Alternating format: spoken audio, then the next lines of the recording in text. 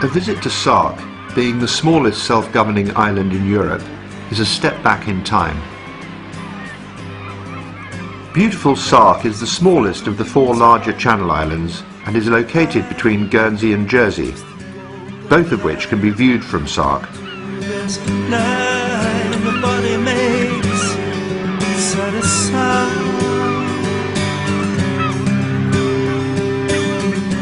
Most people visiting SARK come for its peace and tranquility. They appreciate the scenery and the abundant wealth and variety of wildflowers that can be found on the cliffs and also inland. On SARK, cars are banned and the roads are still unpaved.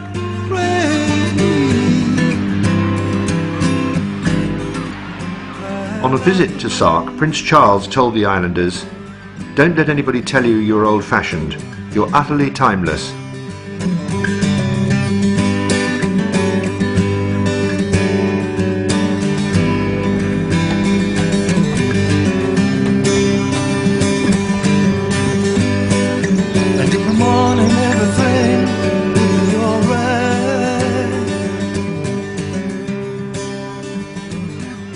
My name is Roseanne Gill. I'm a wildlife artist living on the beautiful Channel Island of SARK.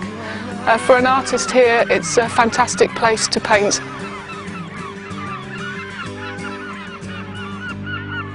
As you can see, there are swathes of bluebells here on SARK's west coast, and it's a very stunning place for an artist to work. My family have lived on SARK since 1565, when the island was first colonised. And this particular part of the island on SARK's west coast is where there is a Ramsar site, which includes the Gulio caves and the headland where I'm sitting.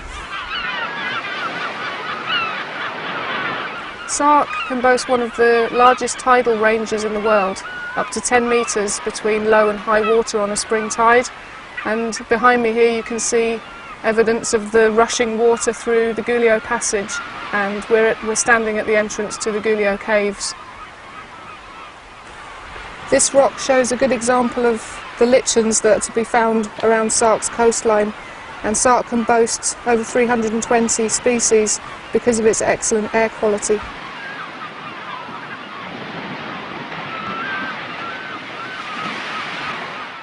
For over 440 years, the people of SARK have been managing their environment under a feudal system of government.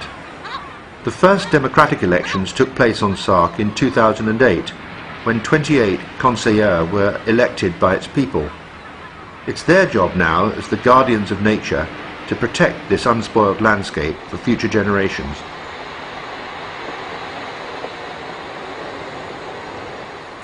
Here we are at the Mois de Mouton, which is on SARK's west coast, and we're very lucky to have a nesting peregrine, and at the moment she has one chick on her nest.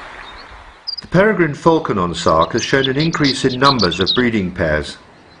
With a healthy supply of medium-sized birds, small mammals and insects, SARK provides an ideal environment for the peregrine. The landscape of SARK is increasingly under pressure to be economically viable. Its enduring charm for visitors has been its peaceful remoteness and freedom from the excesses of the outside world. That charm is now endangered. Beautiful colours, amazing marking. I'm trying to just very quickly capture the essence and the colours.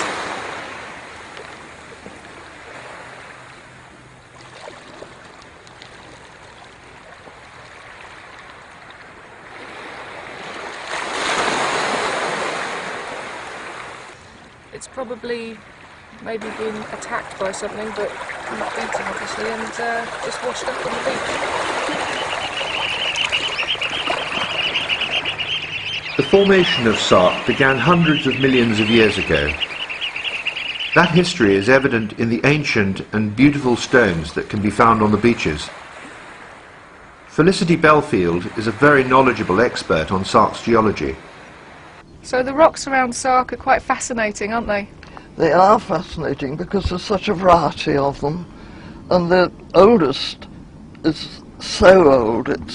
We've got nice here, which is 2 billion years old. Really, 2 billion years old? Most of Big SARK is made of this very, very old rock. Uh-huh. This is what Big SARK is made of. It's a very, very ancient banded gneiss. You can see the very narrow little lenses of quartz and feldspar. Hello, my name is George. I'm a local SARK man. Family have been on this island since 1565. I do boat trips around the island. This time of the year, spring, early summer is particularly lovely because we have a lot of flowers on the cliffs and we have quite a number of seabirds. Although we don't count them in the thousands, we have quite a few hundreds. We have guillemots, most numerous, razorbills, puffins. We have two pair of breeding peregrine falcons. We have numerous gulls, shags, which is a small green cormorant. The boat trip generally takes about 3 hours. When the weather conditions are nice, I can sometimes get into 3 or 4 caves. The Channel Islands can have very severe sea conditions. Big Atlantic swells come roaring up the channel, so we do get quite bumpy seas at times. Or when the wind is easterly, we get very bad seas from the easterlies. But on a day like today, it's a pleasure to be on the boat.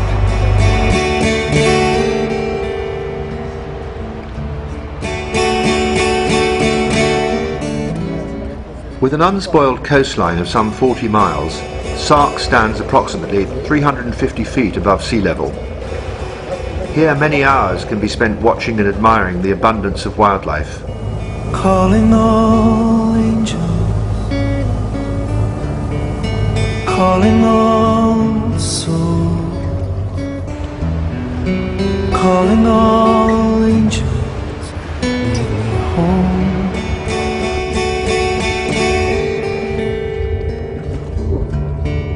I cry up to the stars, send a message to the ocean deep, calling all angels, lead me home. The people of SARK are fiercely proud of their enviable way of life. Artists for Nature Foundation is an international organisation that would unite the community in a celebratory and positive way to focus on sustaining the nature which makes it such a special and different place in a developed world. Soothe my soul, ease my mind, soothe my soul, mend my heart, soothe my soul, ease my mind, lead me home.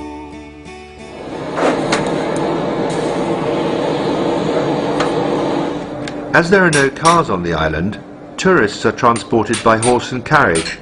This is a very important part of life on SARK, and so, therefore, is the blacksmith. The guys, he opens himself up out.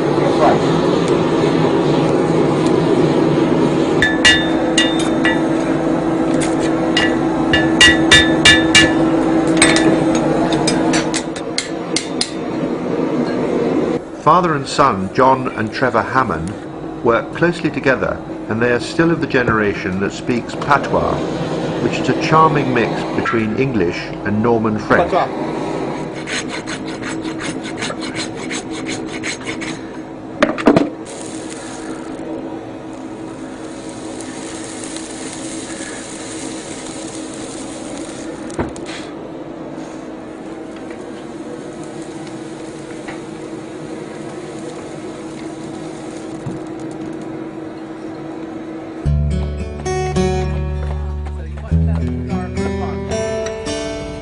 But still, more traditions and skills can be found on SARK.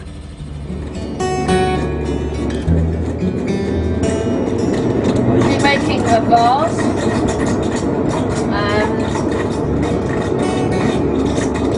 At the moment I'm just thinning down the wall of the pot and level the top off.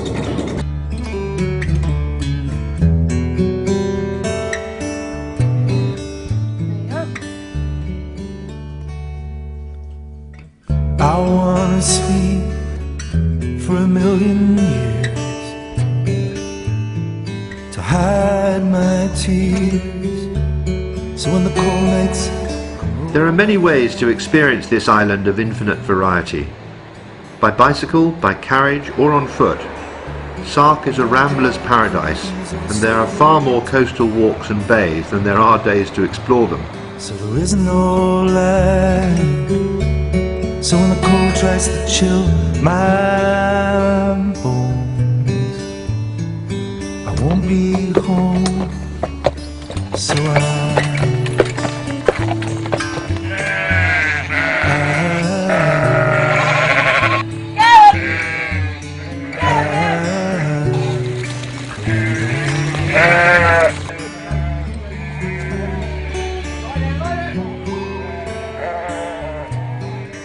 Seeing the potential impact of art working as an instrument for nature conservation, Isbrand Brouwers founded the Artists for Nature Foundation, now 20 years ago. Well, first of all, we select the artists on their special skills, like botanical artists for the flowers and marine artists for the fish and the crabs and the lobsters, and we definitely need landscape artists because the landscape is so impressive, with all the contrast, with the fantastic rock formations, but also with the steep meadows. So when the cold nights come rolling,